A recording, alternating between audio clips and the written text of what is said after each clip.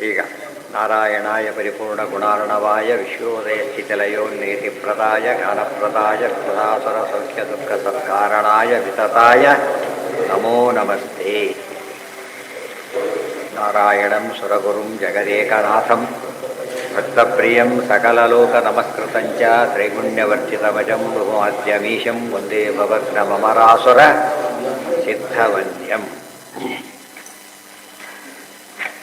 ಯಾವುದಾಗಿತ್ತೀಗ ಧರ್ಮರಾಜ ಪ್ರಶ್ನೆ ಕೇಳ್ತಾ ಇದ್ದಾನೆ, ಭೀಷ್ಮ ಉತ್ತರ ಕೊಡೋಕೆ ಶುರು ಮಾಡಿದ್ದಾರೆ. ಏನಂತ ಮುಖ್ಯ ಪ್ರಶ್ನೆ ಅಂದರೆ ಕಿಮೇಕಂ ದೈವತಂ ಲೋಕಿ, ಅದನ್ನು ಶುರು ಮಾಡಬೇಕು. ದೇವರಿದ್ದಾರೆ ವಿವಾದ ಇಲ್ಲ, ಸರ್ವೋತ್ತಮ ದೇವರು ಯಾರು ಇದು ಪ್ರಶ್ನೆ ಅಷ್ಟೇ. ಆಫೀಸ್ಗೆ ಹೋದಾಗ ಆಫೀಸ್ ಎಲ್ಲ ಇದ್ದಾರೆ, ಹೌದು, ಚೀಫ್ ಯಾರು ಇಷ್ಟೇ ಅನ್ವೇಷಣೆ. ಅವಶೇಷ ಇಲ್ಲ ಅಂದರೆ ಯಾರು ಹುಡ್ಕೋ, ಯಾರೂ ಇಲ್ಲ, ನೀರಿಗೂ ಇಲ್ಲ, ಬರಜೆ ಅಷ್ಟೆ. ಅನಾದಿನಿಧರಂ ವಿಷ್ಣುಂ ಸರ್ವಲೋಕ ಮಹೇಶ್ವರಂ ಲೋಕಾಧ್ಯಕ್ಷಂ ಸ್ತುವನ್ ನಿತ್ಯಂ. ಇವತ್ತು ನಮಗೆ ಯಾತಕ್ಕೆ ಎಲ್ಲ ದುಃಖ ಹೋಗಿಲ್ಲ ಅಂದರೆ ಆಗಾಗ್ಗೆ ಸ್ತೋತ್ರ ಸಂಕಟ ಬಂದು ವೆಂಕಟರಮಣ ಮಾಡೋದ್ರಿಂದ ಬರೋದಿಲ್ಲ. ಯಾವಾಗ ಸ್ಮರಣೆ ಮಾಡ್ತಿದ್ರೆ ಏನಾಗೋದಿಲ್ಲ. ರೋಗಕ್ಕೆಲ್ಲದು ಎರಡು ರೀತಿ. ಒಂದು ರೀತಿ ರೋಗ ಬಂದಮೇಲೆ ವಾಸಿ ಮಾಡಿಕೊಡು, ಇನ್ನೊಂದು ಬರದಂತೆ ನೋಡಿಕೊಡು.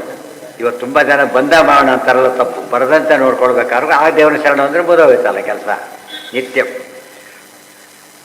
ಕೀರ್ತಿವರ್ಧನಂ ಲೋಕನಾಥಂ ಮಹದ್ಭೂತಂ ಸರ್ವ. ಯಾವಾಗಲೂ ಒಂದು ಮಾತಿದೆ, ಎಲ್ಲರಲ್ಲಿ ಯಾವ್ದು ಬೆಟರ್ ಅಂದರೆ prevention is better than cure.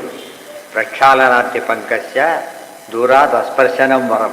ಕೆಸರು ತುಳಿದು ಕಾಲು ತೊಳ್ಕೊಳ್ಳೋದಕ್ಕಿಂತ ಕೆಸರು ತುಳಿದೇ ರೆದ ವಾಸಿ. ಅದನ್ನೇ ಇಂಗ್ಲೀಷಲ್ಲಿ ಪ್ರಿವೆನ್ಷನ್ ಬೆಟರ್ ದ್ಯಾನ್ ಕ್ಯೂರ್. ಅಲ್ಲಿ ಪದಗಳು ಇಂಪಾರ್ಟೆಂಟ್, ಐಡಿಯಾ ಇಂಪಾರ್ಟೆಂಟ್.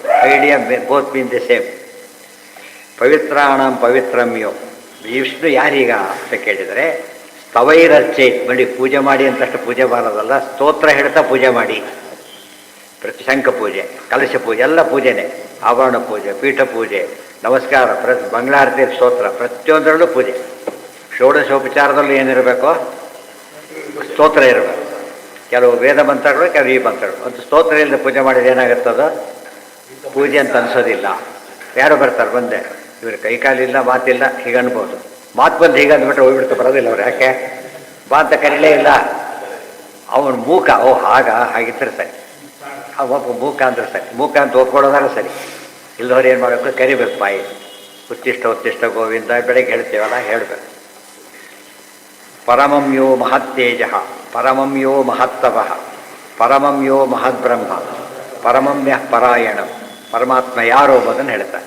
ಪರಮಂ ಯೋ ಮಹತ್ತೇಜ, ಮಹಾತೇಜ ಬಂದಿದೆ. ಪರಮಾತ್ಮ ತೇಜಸ್ ಎಷ್ಟು ಅಂದರೆ ಅದು ಮಹಾಶಬ್ದಕ್ಕೆ ಅಲ್ಟಿಮೇಟ್ ಅಂತ. ಅದಕ್ಕಿಂತ ಹೆಚ್ಚು ಸಿರ್ಲಿಕ್ಕೆ ಸಾಧ್ಯ ಇಲ್ಲ. ಸೂರ್ಯಾದಿಗಳ ತೇಜಸ್ಸಿಗೆ ಮಿತಿ ಇದೆ. ಆದ್ದರಿಂದ ಮಹತ್ತೇಜ. ಪರಮಮ್ಯೋ ಮಹತ್ತಪ. ತಪ ಅಂದರೆ ಚಿಂತನೆ, ತಪ ಆಲೋಚನೆ. ದೇವರು ದೊಡ್ಡ ತಪಸ್ ಮಾಡ್ತಾನೆ ಅಲ್ಲ, ಜ್ಞಾನ ಅಂತ ಅರ್ಥ ಇದೆ. ಪರಮಾತ್ಮ ಅಷ್ಟು ಜ್ಞಾನ ಯಾರಿಗೂ ಇಲ್ಲ, ಸರ್ವಜ್ಞ ಅಂತ ಅರ್ಥ. ಪರಮಮ್ಯೋ ಮಹದ್ಬ್ರಹ್ಮ, ಪರಮಾತ್ಮ ಮಹದ್ಬ್ರಹ್ಮ. ಬ್ರಹ್ಮ ಮಹದ್. ಜೀವನಿಗೂ ಬ್ರಹ್ಮ ಅಂತ ಹೆಸರಿದೆ, ಬ್ರಹ್ಮದೇವರಿಗೂ ಇದೆ, ಮಹಾಲಕ್ಷ್ಮಿಗೂ ಇದೆ.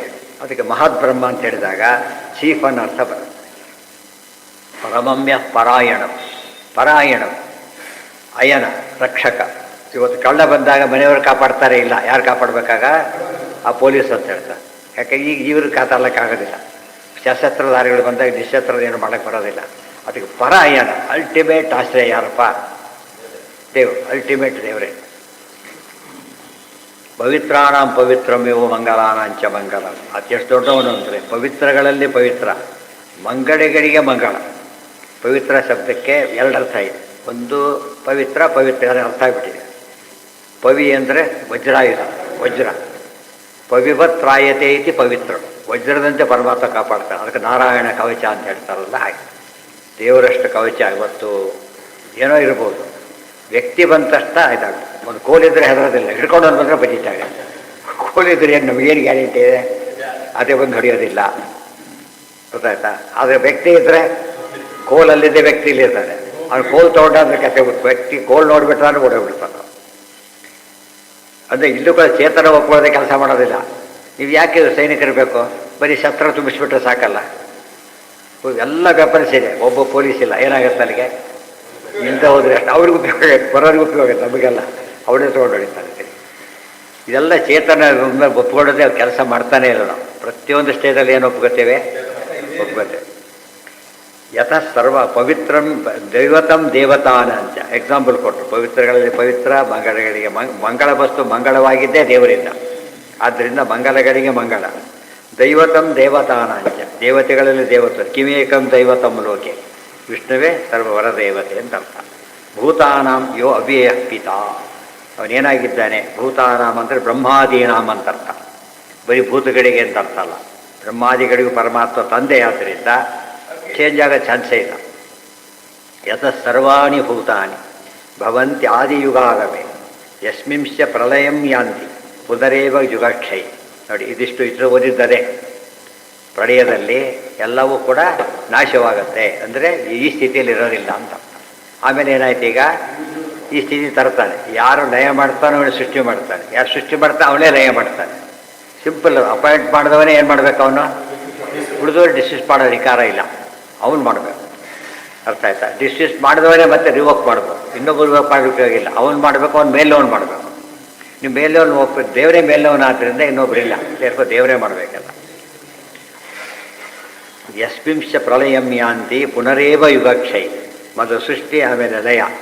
ಆ ಯುಗಾಗಮೆ, ಯುಗ ಅಂದರೆ ಈ ಯುಗ ಅಲ್ಲ, ಸೃಷ್ಟಿಯ ಪ್ರಥಮ ಯುಗ ಪ್ರಾರಂಭವಾದಾಗ ಎಲ್ಲ ಪ್ರಾಣಿಗಳ ಸೃಷ್ಟಿಯಾಗುತ್ತೆ ಈ ಒಬ್ಬನಿಂದ. ಅದೇ ರೀತಿಯೇ ಪ್ರಳಯ ಅವನಿಂದನೇ ಆಗಬೇಕು. ಯುಗಕ್ಷಯ, ಯುಗ ಅಂದರೆ ಕಲಿಯುಗ ಕ್ಷಯ, ಆ ಕ್ಷಯ ಅಲ್ಲ, ಒಟ್ಟು ಕಾಲಕ್ಷಯ. ಪ್ರಳಯ ಕಾಲ ಬಂತು, ಆ ಕಾಲ ಅವನ್ನೇ ಲಯ ಮಾಡ್ತಾನೆ. ಆದ್ದರಿಂದ ಏನಲ್ಲ, ಈ ನಿಯಮ ಎಲ್ಲ ಕಡೆ ಬರೋದಿಲ್ಲ. ಬಡಿಸಿದವರು ಎಲ್ಲಿ ತೆಗಿಬೇಕು ಹಾಗೇನಿಲ್ಲ, ಗೊತ್ತಾಯ್ತಾ? ಬಡಿಸಿದ ಎಲ್ಲಿ ತೆಗಿಬೇಕು ಅವೆಲ್ಲ ಇಲ್ಲ. ಆದರೆ ಇದಕ್ಕಿದೆ, ಅದು ಎಲ್ಲ ನಿಯಮಗಳಿಗೂ ಕೂಡ ಬ್ಯಾಕಿಂಗ್ ಬೇಕು. ಸೃಷ್ಟಿ ಮಾಡಿದ ಲಯ ಮಾಡಬೇಕು ಎಂಬುದು ಲೋಕ ಎಲ್ಲ ಕಡೆ ಅರ್ಥವಾಗಿರುತ್ತೆ. ಅದು ಬದಲಾಯಿಸಕ್ಕೆ ಬರೋದಿಲ್ಲ. ಕೆಲವು ಕಡೆಗೆ ಇನ್ನೊಬ್ರು ಮಾಡಬಹುದಾಗಿ ಕೆಲಸ ಮಾಡ್ಬೋದು. ಬಡಿಸಿದವರು ತೆಗಿಬಾರ್ದು ಅಂತೇನೂ ಇಲ್ಲ, ಬಟ್ ತೆಗಿಬೇಕು ಅಂತಲೂ ಇಲ್ಲ. ಯಸ್ಮಿಂಶ್ಚ ಪ್ರಳಯಂ ಯಾಂತಿ ಪುನರೇವ ಯುಗಕ್ಷಯೇ ತಸ್ಯ ಲೋಕ. ಅದು ಇನ್ನೊಂದು ದೃಷ್ಟಾಂತ, ಅದೇ ದೃಷ್ಟಾಂತ ಕೊಡೋದಾದರೆ ಸೇಮ್. ಅಪಾಯಿಂಟ್ ಮಾಡಿದ್ರೆ ಏನು ಮಾಡಬೇಕು. ಅಪಾಯಿಂಟ್ ಮಾಡಿದ ಅಧಿಕಾರಿ ಇಲ್ಲೇ ಇಲ್ಲ, ಈಗ ಇನ್ನೊಬ್ರು ಜಾಗಕ್ಕೆ ಮಾಡ್ತಾನೋ ಇಲ್ಲ. ಅವನು ಸತ್ತೋಗ್ಬಿಟ್ರೆ ಕುಡಿದಾಡ್ತಿರೋದು, ಯಾಕಂದರೆ ಯಾರು ಒಳಗೆ ಇಲ್ಲ ಅಂತೇಳಿ ಏನಿಲ್ಲ. ಸ್ಥಾನಕ್ಕೆ ಬಂದರೆ ಅಲ್ಲಿ ಎರಡು ಉತ್ತರ ಇದೆ. ಮಾಡಿದವನೇ ಅಂತ ಹೇಳಿ ಮಾಡಿದವನ ಸ್ಥಾನದಲ್ಲಿ ಕೂತವನು ಕೂಡ ಅರ್ಥ ಆಗ. ಮಾಡಿದವನ ಸ್ಥಾನದಲ್ಲಿ ಕೂತವನು ಕೂಡ ಏನು ಮಾಡ್ಬೋದು, ತೆಗೆದಾಕ ಶಕ್ತಿ ಅವನಿಗಿದೆ. ಯತಃ ಸರ್ವಾಣಿ ಭೂತಾನಿ ಯುಗ ಭವಂತಿ ಆದಿಯುಗಾಗಮೆ ಯಸ್ಮಿಂಚ ಪ್ರಳಯಂ ಯಾಂತಿ ಪುನರೇವ ಯುಗಕ್ಷ. ಎಲ್ಲ ವೇದವಾಕ್ಯಗಳಿವೆ. ಯಥೋ ವಾ ಇಮಾನಿ ಭೂತಾನಿ ಜಾಯಂತೆ ಏನ ಜಾತಾನಿ ಜೀವಂತಿ ಯತ್ ಪ್ರಯಂತಿ ಅಭಿವಶಂತಿ ಸಂವಿಶಂತಿ ತದ್ಬ್ರಹ್ಮ ತದ್ವಿಜಿಜ್ಞಾಸಸ್ವ. ಅವನ ದೇವರು ಅಂತ ಹೇಳ್ಬಿಟ್ಟಿದ್ದಾನೆ. ಹಾಂ, ಅದಕ್ಕೆ ತಸ್ಸಲು ಅದಿರಲಿ. ನಾಳೆ ದಿವಸ ಮುಂದಿನ ಭಾಗ, ನಾಳೆ ಶುರು ಮಾಡೋಣ. ಅದರಿಂದ ವಿಷ್ಣು ಸಹ ಮೇನ್ ಅದು ಶುರುವಾಗುತ್ತೆ.